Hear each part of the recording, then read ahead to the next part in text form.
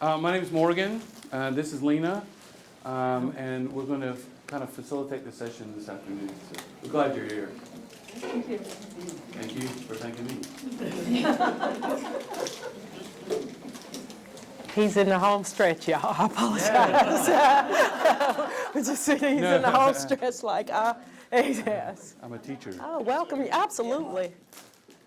I was starting to feel a little bad about myself. Yeah. Thank you. I just figured I must smell that. Yeah. I'll just sit up here with Carrie. Yeah, there you go. Best buds. Yes. We were ordained together. Yeah. I was there. I remember. We're priestly buddies. Yeah. We'll see. Yeah. So I'd just like to invite us as we come here, and it's been probably a long day already. You already sat through one session. Hope it was great. And it takes a lot to be here. It takes a lot to leave people behind and to leave church behind and other stuff behind. So we just want to give you an opportunity to sit in some quiet a minute, sit in some silence together a minute, and just to center ourselves and bring ourselves here to this place. And so we'll do that for a little bit, and then afterwards, Lena and I are going to share some stories with you and give you opportunity also to share some of your stories, knowing that you don't have to. So we'll talk a little bit about that. So welcome to some silence, and so enjoy your time.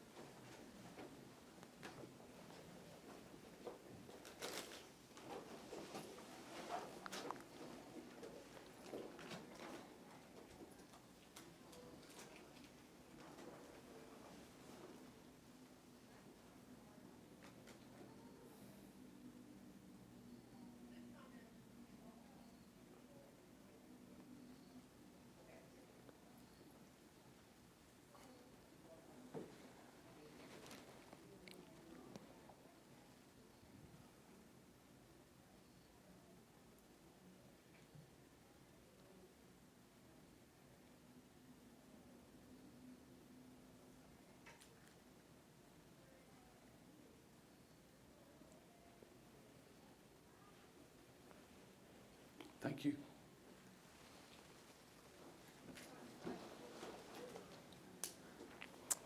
Good afternoon and welcome. Thank you for having the courage to be a part of this discussion and allow me the privilege of sharing my stories with you. This is not easy, and I don't think that it's ever supposed to be. So I hope you can benefit from the stories I choose to share today. I want to share with you some stories of incidents that have happened and how my take on the baptismal covenant and how I choose to walk in our faith community are impacted by my race. So my first story actually took place when I was a delegate at a convention that took place in Greenville. So I thought, this is perfect. I was a delegate from my church with a group of other delegates. It was an evening event. We had gone back to our hotels, got all prettied up, gussied up to come back to this event. So we were not wearing our credentials. And as we were entering the venue, of all the people in the group, I was called out, asked what I was doing there, why I was there, and if I was supposed to be there, why didn't I have my credentials? And I had to decide in that moment how I wanted to respond to these two wonderful women. And I think as a result of my covenant and how I choose to interact with people, I was able to respond in a dignified way and treat those women with a little more respect than they treated me, and have a civil conversation, and I was eventually allowed to enter the event that evening. And I don't tell that story for the shock value. I think what I appreciate most about the story was a person that was with me who was a white male from the church who just didn't believe that a person like me could have that kind of experience in that particular setting. So I think that helped him to grow a little bit that day and helped us to be able to have conversations. And I love the Episcopal Church. I like what it represents, but still there's space for us to always have these kinds of conversations and share these stories. And another event, we were at a parish retreat in Canoga. Anybody's been to Canoga? I love Canoga. It's beautiful. And we were standing outside like people do, waiting for lunch, for them to ring the bell. And standing around with a group of white folk, waiting to eat. And a person from another church came up to me and asked when her room was going to be cleaned. Yeah, so that was another one of those moments where I had to decide. So I was very gracious to this person, and, I offered to, help her find the answer to that question, but I was not the person. And, again, the people around me, I think the shock value of it, that, this can happen in a church setting, in a church community with my brothers and sisters in Christ who singled me out because I'm a person of color. And, I kind of jokingly said, Canoga's so deep in the mountains that even the custodians there are white. So they had to reach, they had to reach to come to me. You had to be hovering some deep-seated stuff to pick me out of all those people to ask me that question.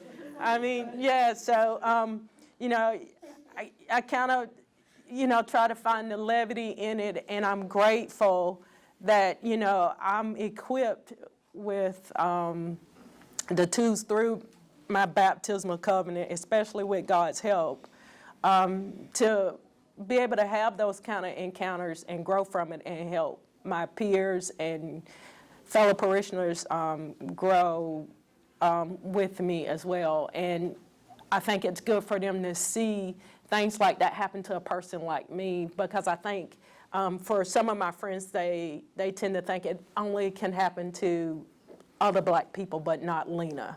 And it's good for them to see that, no, it happens to me as well in our church community. These are stories and things that happen as I participate, like I'm participating this weekend within our church. So those are good things. And then I also would like to share a story of an incident. I work for the South Carolina General Assembly. And because I do that, I benefit from privilege that a lot of other people of color don't benefit from. I can walk up to the governor and have a conversation because he knows me. He's seen me in that building. And so part of my covenant is to put myself in positions where I can be present in a space that hadn't traditionally been held by people of color or women.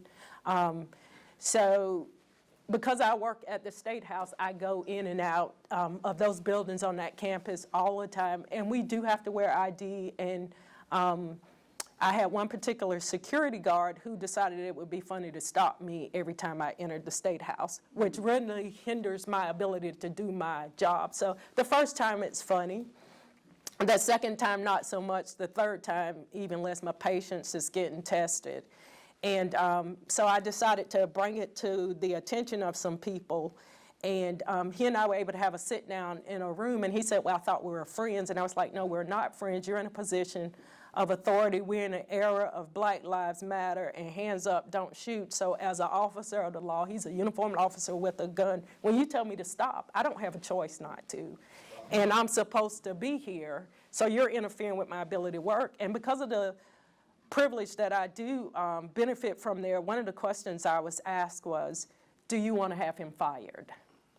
And, I had to decide again in that moment, what kind of example I want to be, what kind of Christian am I?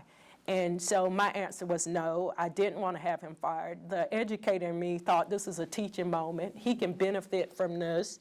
and maybe he can share this with another officer that he works with, and this not happen to the next person.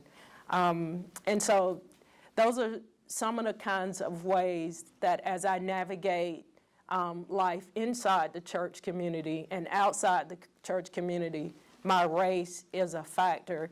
And those stories, I never want to define me.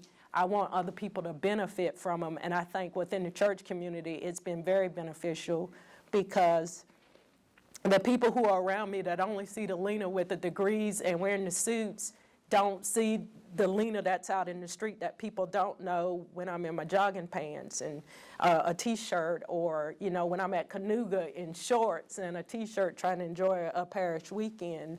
I always want to be an example. And, you know, in a split second when it's so easy to lash out in the negative, I take comfort in knowing that because of my faith, I can not lash out in a bad way, but have a positive response. And that's what I try to live as a result of being baptized and us all being brothers and sisters in Christ. And so we don't want to dominate the conversation, but we were asked to share some stories because we want you to have some time also if you'd like to share some of yours in a different way, and we'll talk about that in a minute. Lena and I are married. I don't know whether I've made that clear or not, or you figured that out, or anything else. We have a 16-year-old child who's kind of like in between us. Like he looks like both of us, so you can kind of imagine. He'd walk in the room, and you're like, there's something in him. I'm not exactly sure. He's not a white guy. He's not he might be Palestinian, or he might be Obama-ish or something. But. And here's what I like. So I have the opportunity in my work to work particularly with schools and sometimes with faith communities, but primarily with schools around. Tomorrow I'll be in Florence at a middle school at Florence 1. On a Saturday, working with the faculty from 8:30 to 3:30 around some anti-racism training and some stuff that they need to, kind of help them confront their own biases. And we do it gently. But I mention that because I then can tell the stories. And I could tell a story like this. I could say, for example, this is true. I love Lena. I love her family. I hope so. Yeah, well, except that one, no. I love her family, and I love my child, who is the mixture of the two of us. And with all of that, I will never, ever, ever, ever, ever understand what it's like to walk out into the world as a person of color, as a black woman, as a African American person, as a Hispanic, as a person of color. I'll never know that. And I think part of my call is to help people, particularly white folks, to understand some of that, and to begin to have us share our stories of what that means. It's also that I think in our church, like one of the opportunities that I have is, and with you and others, is to be on the Race and Reconciliation Committee.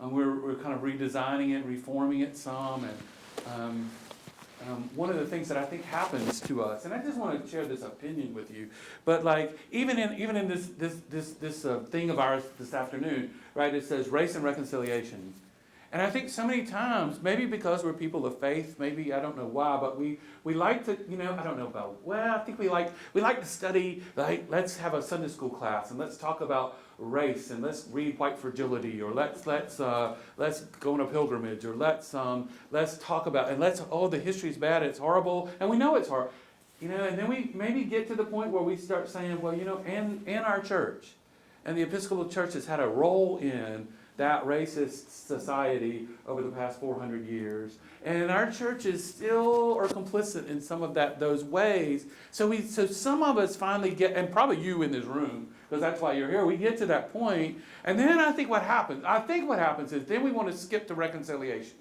Then we say, well, we're sorry, please forgive us, we won't do it again, and now let's be friends. Let's be brothers and sisters in Christ and all hands, and everything's okay. And I think what happens, this is just me, I just want to share this with you, maybe to think of, I think we skip the reparations part. Like, I think we skip that part that should be kind of in the middle. And how do we begin to repair the relationship that is broken from those 400 years? How do we invite people, particularly people of color in our churches, to come and share with us? How do we even begin to repair that relationship before we do the reconciliation? So I'm interested in exploring that a little more and the ways in which we can do that. I then also have to say that part of my call in my baptismal covenant is that part about like not only treating people with dignity, but also working for justice. Because that's in there. And what does that mean? Like, what is next?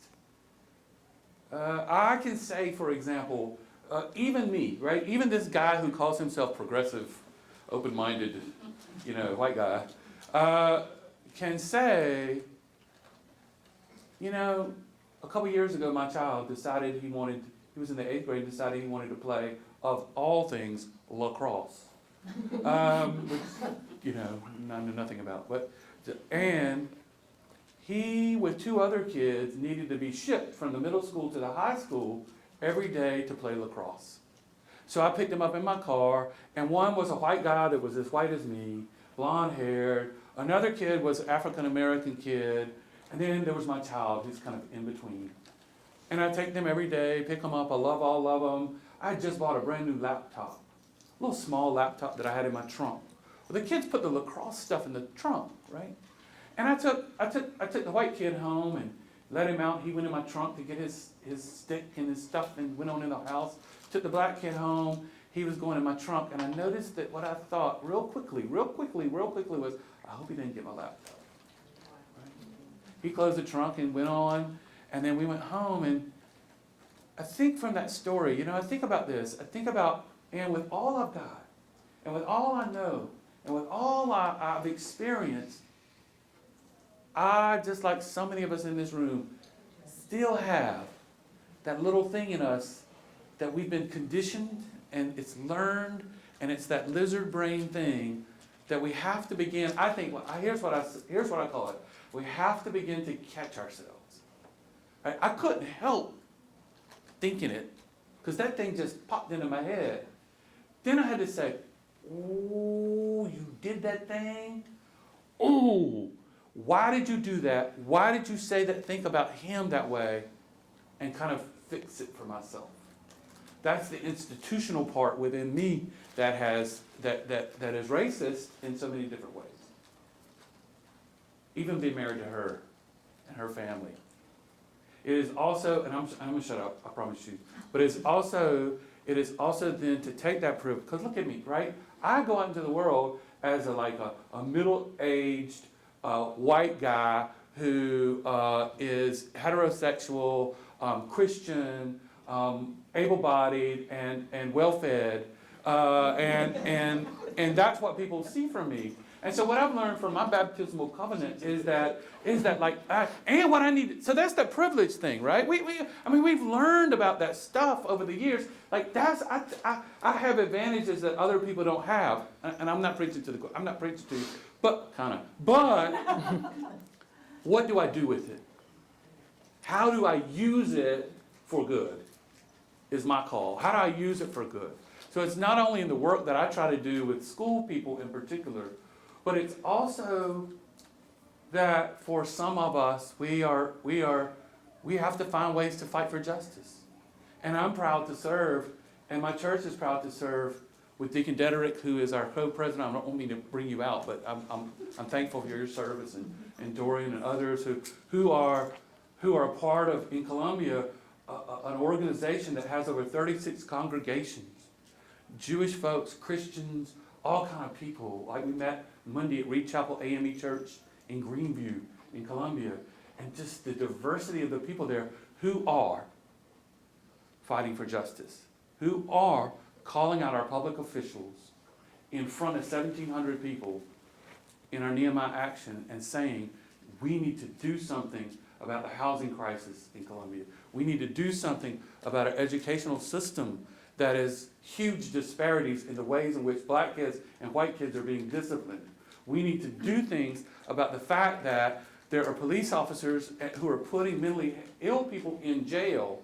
And here's the way we can we can solve it. So I'm not going to bore you with that. It's just that I think that part of what I do and what I have to do, and I think a lot of us are called to that. What do we do with that little piece in the baptismal covenant that says justice?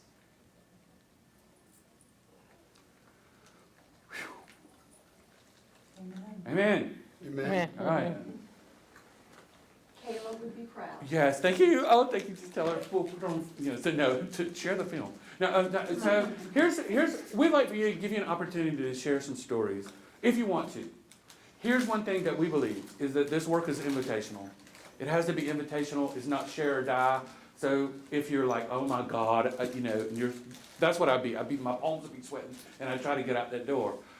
What I'd like to offer you an opportunity to do is, if you feel comfortable doing this, is maybe just gather with another person, and maybe you can do this. And I'm going to give you some direction. I mean, it's no big. I think it'll be all right. Hopefully, it's kind of safe in here. You can move your chairs. You can turn your chairs so that they face another person if you want to. Just get with another person in the room if you would. When you get together, just make sure you know who each other. That didn't come out right. Make sure that you know each other or get to know each other. Just a minute, and then I'll give you some directions. Okay? So gather up with somebody. Get somebody. Maybe get somebody that you don't know. Get somebody you don't know. Y'all know each other. Pairs work, but if threes work, that's good. Oh. We're good? I can. Absolutely. I can. Y'all are good?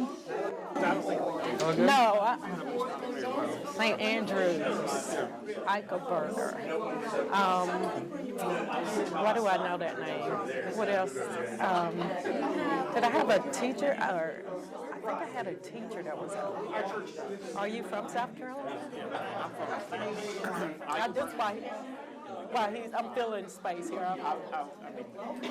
The story recently in my life is there are a lot of Eichelbergers. Okay, yeah, I was gonna say. There are a lot of African-American Eichelbergers. Oh yeah, I was gonna say I know some Eichelbergers. Wow. Okay. And it's not a common name. Exactly.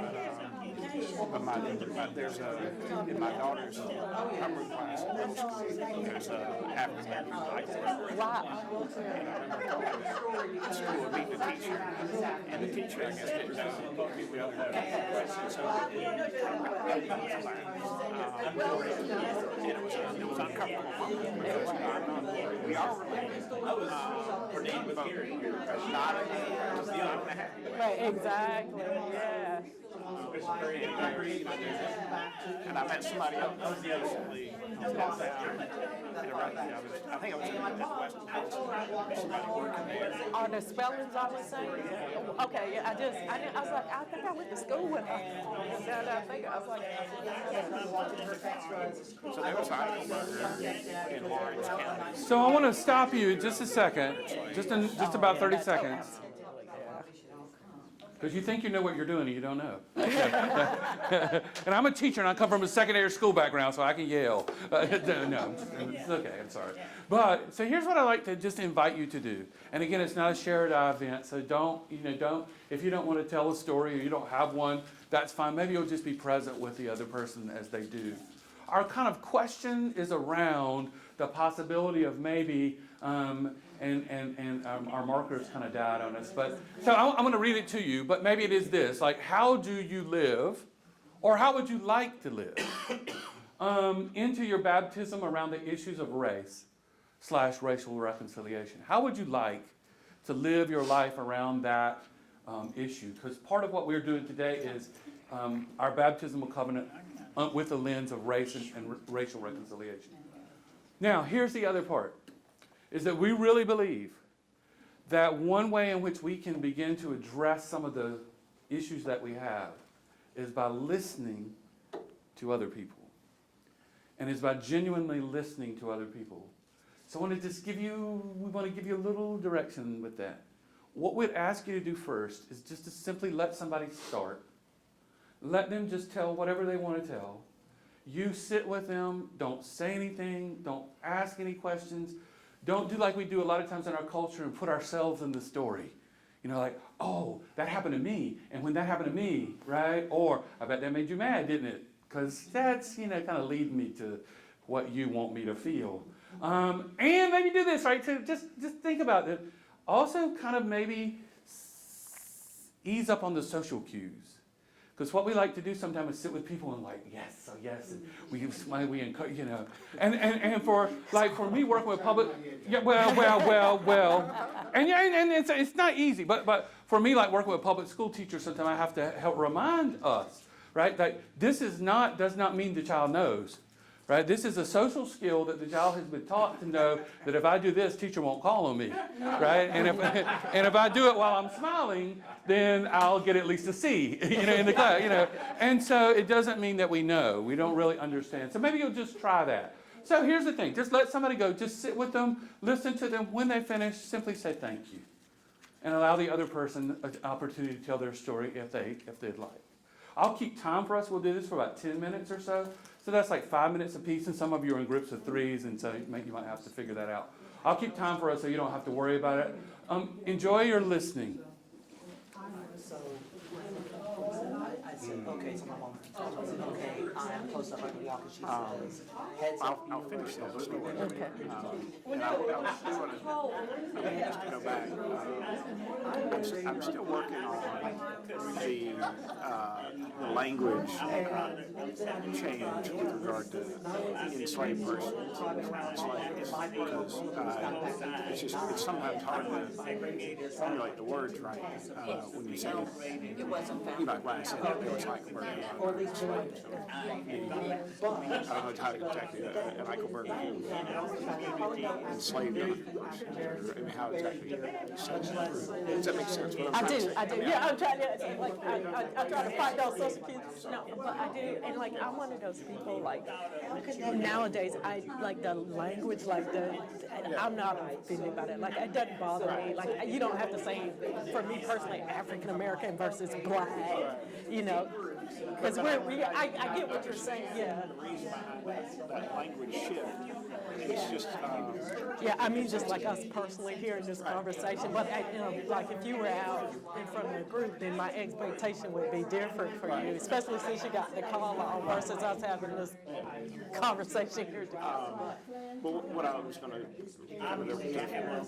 wrap up that conversation about my name is after that happened, maybe a few days later, I was driving my 12-year-old daughter to middle school. We were in the car, and I was asking her about the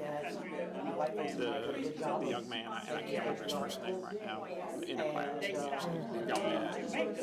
And she said, she said, I don't really know him. She said, but ours, our last name is a common name. And I've never heard anybody say that. And I said, what do you mean? She said, well, there are like 4 other Eichelbergers. And we're driving to school. It's not like a 5-8 minute drive. And I had this, I said, someday we'll talk about it, why that is. And I guess I've been trying to figure out how to do that with her in a way, because there's this fine line. I don't think it's a temptation for her, but the idea that your ancestors were owners, were enslavers.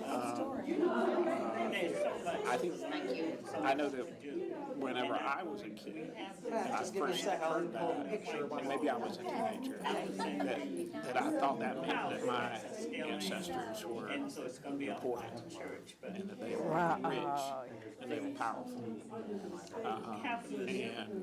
And when it interacted, that is true.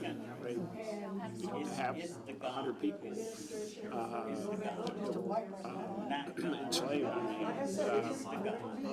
meant that you were Person, yeah. and important. I mean, they were so large, but it also meant that you were a terrorist. I mean, that you were somebody who was instilling terror into a population that gave it a maintain that control over that large. And so I think there's this idea. I want to be able to tell her that story because it's an important thing. Because our kids don't talk But I about also don't want her to think that somehow that means she has some it takes all of our effort, or at least superiority to other people's lives in my group because of what it means. And it may not be direct. I mean, there's items on the states. Yes. But then there's a good chance that means that they're descendants were one time enslaved by our Ancestors, right. enslaved by our ancestors. And hopefully our response should be, that's horrible. Yeah, But then what does that mean? And I know there's books about, slaves in the family. About people who kind of, There's a I'm good, not trying to do that. there's a good one. I was a school librarian, and it's written from a point of view of Thomas Jefferson giving one of his enslaved children a violin, and it's written for children. I can't think of the name of it right now, but I do have slaves in the family. It's interesting, but like I wonder. Your daughter is 12 now. Like there's, I think kids are really savvy now. You know what I mean? I just. I think she'll do well with it. It's just, I think she'll do well with it. I don't know. I just got a feeling about you and her. But I think it's an interesting story that was perfect that I asked about your name, given the setting. I think that was so perfect. And thank you for sharing that. I think our big thing right now is our son, who is 16. This is my high school. Who this week we sat, he registered for the SAT and the ACT, and having him check the African American box. In the past, we never said, we want you to check one box, and usually he'll check, there are 2 or more races is now an option now, or you can check multiple boxes for a lot of things. And you can still do that for the SAT and the ACT, but because of his academics, he will benefit solely from checking just the African American box. And so, he's like, but that's not only who I am, but at the same time I was like, well, you will benefit more from just checking that box. So for us, it's always a fun. I'm trying really hard not to be affirming. I know it's hard. That's why I'm like, it's hard for me to. I get it. No, you're good. So, but it's interesting, and then so I get having those kinds of. Having to have conversations like that with your children. And we hadn't even talked about the whole church aspect of that with him yet. But one of my things for Trinity Cathedral is we've been there a year and a half. And if you've been around Trinity, you see they have all those plaques on the wall honoring different things. There's one for the Confederate, and I think it would be awesome if they added a plaque that honored the unnamed enslaved women and men who helped build that cathedral. There's nothing there that speaks to that, and those slave gallows are there, so those people were a part of the church. And then on the placard in the back where the churchyard is, there, I don't know if it was the senior warden, but buried with him is, it just says unknown Negro, unnamed Negro. Like they list him like that. He's buried in the churchyard, but they don't know his name. It just says. So, historically, African Americans were a part of the life of the church. They just aren't acknowledged in any great way in the church. So that would be something I kind of would love to, as a member of the church. And I'm always, the first thing I said to Jared when I went and auditioned for the choir was, you don't have letters. We never sing from letters. Now, he may not feel comfortable doing letters. I love how Anglican music, but at the same time, I love letters too. So it would be interesting for me to hear the cathedral choir do something like out of that hymnal. So it's some kind of interesting things. So you're at Trinity? I am. And how long? We've been there a year and a half, almost 2 years. We were at St. Michael in All Angels on North Trenton and Forest Acres, and we were there for 15, 16 years. Yeah, so we were there a long time. And then we went to What do you do? I am a research librarian, so I work in legislative council. We draft legislation for House and Senate members. So if they want to write legislation about Are you up there in the library? well, that's one of the places. When we're in session, I sit there so they can have access to us. When we're not in session, I'm in the dentist building. So 6 months and 6 months. So How long have you done that? I came back to it about 5 years ago. I worked there when I graduated from Carolina. I was a paid, a student worker, and when I graduated, I wanted to be a high school history teacher. And so at the time, you couldn't get your teacher's certificate with just a 4-year degree at Carolina. You had to get an MAT. So between graduating and deciding, okay, I got to go back to grad school, I got a job working for the House Education and Public Works Committee. So I did policy legislation for 5 years, and then I went back to grad school. And between doing that kind of work, I decided I want to be a librarian. Like my thing was, I wanted Black kids to see that Black people read, and when you do, it make a difference. It makes a difference. So I worked for 5 years for the House, and about my second year into that, I started going to grad school at night and got my degree, and then I went. So maybe take another public minute or so. education for 8 years, and I got a call from the clerk of the city asking me to come back. Because they're like, "Hey, anymore." When I was a paid, when Frank Conjown was there, so I worked for him. After 37 years, someone came in and said, we have this problem. I said, what is it? They described it I as think I saw from him years ago, his brain is amazing to me, like he's just super smart. He remembered, like he played with Lena, and it was like at a firefly at a baseball game. And he remembered me, so that's why I always like Frank. Oh, yeah, I like him. Oh, yeah, I like him. His girls are daughter, yeah, I remember. the one that came back to the city. Yeah, on Bone Bridge. Wow, okay. Casey just had a birthday party last week. Wow. Yeah, so I did. I learned a lot. Like he was really instrumental. Like he always helped let me be a part of the process. Like take it all and learning. So that was really good. I enjoyed it. And of course, then the big shift happened in 2000. And they all left, and I work for Republicans. I work for Republicans now. My last boss died, and she had to go away because Jim Harrison. Went to my church growing up. Oh, wow, yeah. Greenwood. I grew up in 96. Yeah. Went to First Presbyterian. I like him. Like So maybe let me get you to close your conversation if you don't mind. And once you once you do, we'll take a little more time so you can complete. And if you would also, if you would just give each other some gratitude for listening. So. And I hope. Oh yeah. I think just me. I think give your daughter a little more credit. Like these kids are so bright. I mean, it's just, and they like for me. It's really hard for a long time. My son didn't identify with being black. Like he wouldn't refer to himself as black. But I think he identifies with his dad. He wants to be like his dad. And I was like,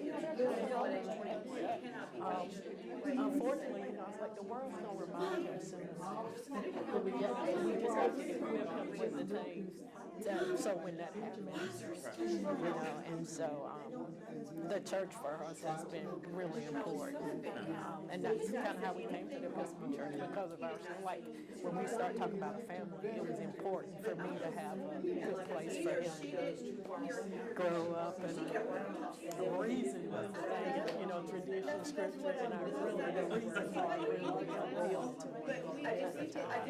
And we had Philip White at St. Michael at the time, so I was just a big fan of his.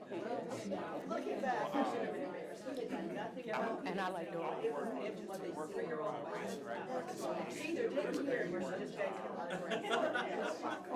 So we finished, I got our bags, I got this. Exactly.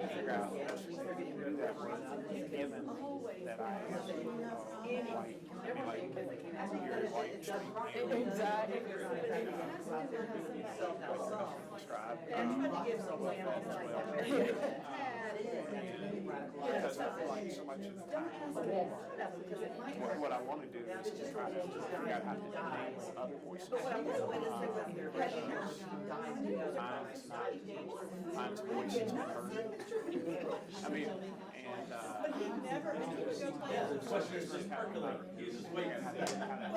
that was the first time. It's always the problem.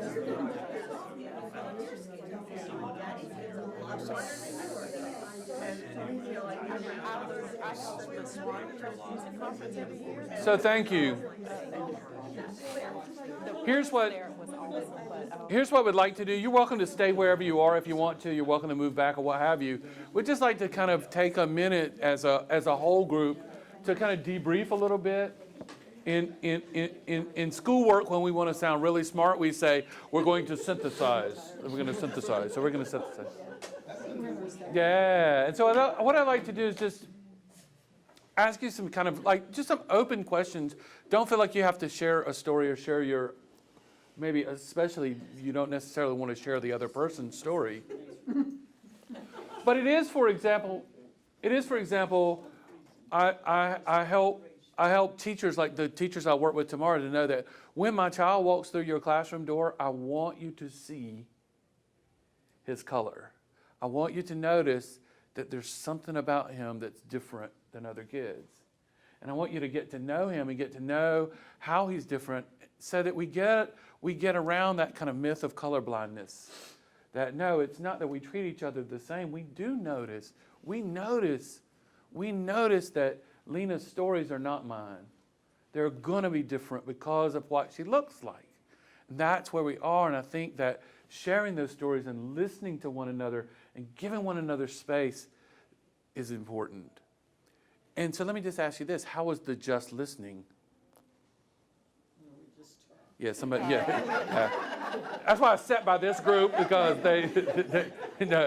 it's hard, isn't it? I mean, it is hard just to sit and listen to someone. How was it for you? It was good? I think it also, Please. it feel rude. Yeah. Like you're sitting and Yeah. you're not doing anything to affirm whatever somebody's saying or to indicate that you're engaged. It can feel cold. It's hard, isn't it? Yeah. We're so hammered into the idea of active listening. Yes, we're taught to do that. Yes. Active listening. And most of the time, right, what we're doing is we're saying, yeah, don't forget to get the milk on the way home. And I think I probably need to pick up some 6-pack of beer and maybe 12-pack after this convention. No. So I'd just like to ask you we'd like to ask you a couple questions. So what did you notice? What are some things that you noticed? We're the same, Thank you. but we're different. Thank you. That we're hardwired to think ways, even though when we think those things, we're appalled that we would think them, but it's something that's hardwired, or do you say that, hardwired in our Yeah. brain? It's just like your computer store. Yeah. Thank you. I think a lot of it has to do with past experiences and where we were Yeah. raised, because Yes. as we were talking, I went to all integrated schools and I was shocked when I went below this Mason-Dixon line in DC and found out how people treated each Yeah. other. But then I pointed out in the Northeast in New York, I had a very segregated upbringing, very segregated. Even as a teacher, 30 years, I could count on one hand the number of black students I had. Yes. Thank you. And just as a little aside, one little story, English teacher, junior year honors kids, Huck Finn. Huck Finn. Yeah. So freaking problematic, it's part of our canon, and I like to have students read it aloud, we talk about stuff and all that.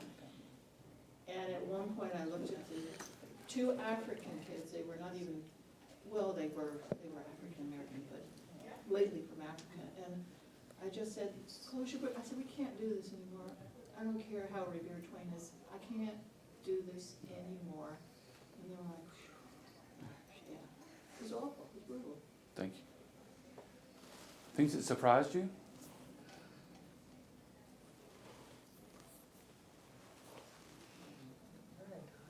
Well, I think that I surprised my people when I showed my mom at the age of 72 lifting weights and being a Native American power woman that she is. Yeah. But I'm also descendant of people And that looking like she's 40. she's better. And on the other side, me also coming from 1630, some of my dad's ancestors come over in 1632, fleeing the Church of England at that time and being Puritan, finding Harvard. Yes. You know, and then looking at my own church going, okay, African Americans have one expectations, at least our kids, and then our white people having their expectations. I'm looking at them both going, okay. Yeah. Thank you.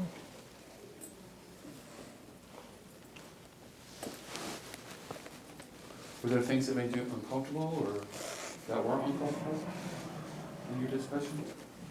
No, but I would like to follow up on something Todd said. We were all talking over here in South Carolina about personal and individual things. But I had the worst, the very worst, growing up in the South, heart of the South. My family is the South. And I went to the Episcopal Church in Florence, South Carolina, in 2006. And I literally had to run out of there to keep them from seeing me burst into tears. That the racism, the ugliness, was beyond suggestion or innuendo or just actually stating from the pulpit that Jefferson should have remained president. And maybe I wasn't supposed to know who that was. I don't know. Even that was an insult. So I got back home to the house there, and I called Father Edwards, and I said, I didn't realize about the division of the diocese. I said, I need to talk to Dorsey. I said, because this is just unacceptable. In 2000, it's just really unacceptable. And some congregations have, and this was, I mean, it came, the real insults came from the pulpit, but the subtleties was right there all around me. And it was like, two people said good morning, and that was the lector. I mean, I didn't know who they were, but once they came in and got through procession, that was the lector, one of the lay readers. That was a lay reader and one of the lectors had come in and went. So we got a long way to go as a church, but I love my friend here. Is it Cheryl or Sherilyn? Carol. Okay, bro. You were close both That was good for a man only sees out of one eye at a time. She brought up the point that she wants to be 100% racism free, 100%. And she said, I slipped that night. And then I chimed in her story and said there's times when you really need to slip for your safety. Say you might have to consider something. But her goal is 100%. That's my goal too now. Thank you. Yeah, may I raise a question? Please. Do you think being black male had any any impact? I mean, because you're an endangered. I'm much more endangered than being black and male. I'm black, I'm male, I'm bisexual. I've been married to a woman, I have 4 children, I've been married to a man and divorced, and some people have issues with that. Well, we don't know all that, we just. The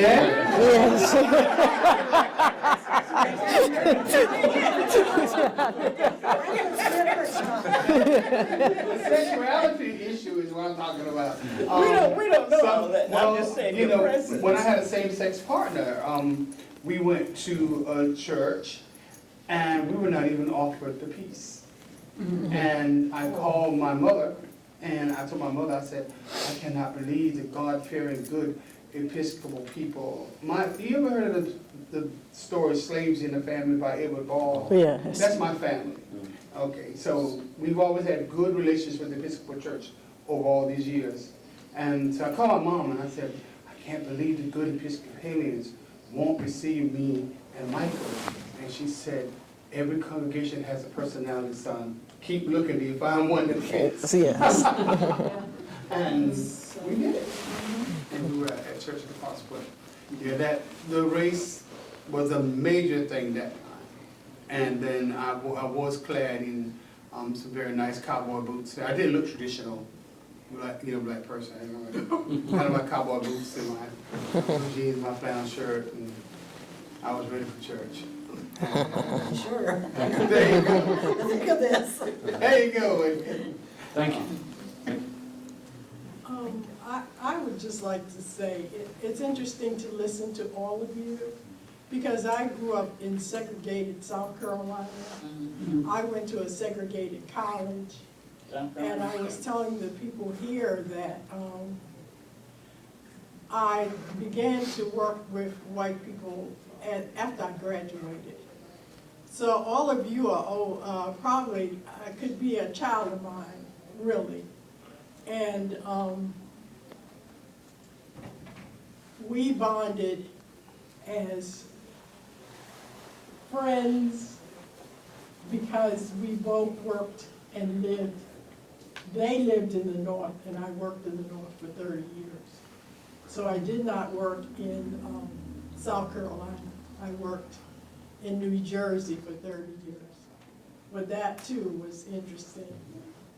But I just wanted to share that because I grew up as a cradle Episcopalian when there was black Episcopalians and white Episcopalians. And we never met.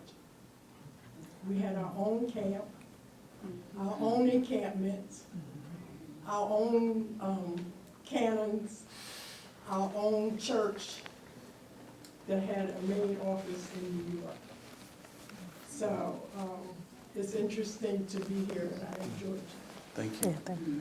And I think that's a wonderful way to kind of maybe end our time together. I'm sorry we had such a short time together. I would like to Lena's going to read us a prayer on the way out, but I would like to just let you know that we're available to you and for you. We are parishioners at Trinity Cathedral in Columbia, so you're always welcome to find us that way. But if you want to have discussion, I'm co-chair, a new co-chair of the Race and Reconciliation Committee for the Diocese, and we want to make some changes to the way we do things. Thank you for your stories and thank you for being with us and providing a space for us to all share our stories.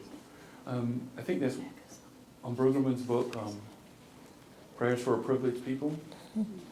So we'll take we'll have a prayer to see us out.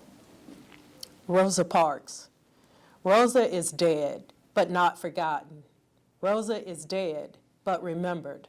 Remembered by us here as we witness to your truth.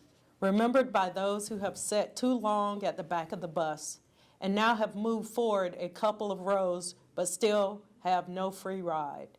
Remembered by those accustomed to sitting up front, those who have begun repentance that is still unfinished, those so in control that relinquishment is not easy and mostly done with a grudge.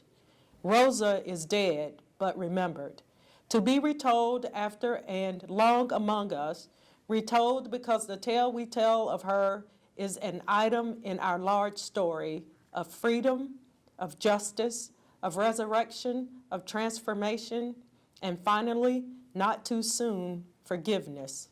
As we remember Rosa, we recall your big story in which we are situated. The wonder of the sea miracle, the miracle of homecoming from exile, the astonishment of Easter emancipation. We remember the day the hills danced in resurrection and the waters answered in new creation. We remember, and so we hope, for your new miracles so urgently awaited, miracles of redemption and release, of still more back of the bus people brought to newness.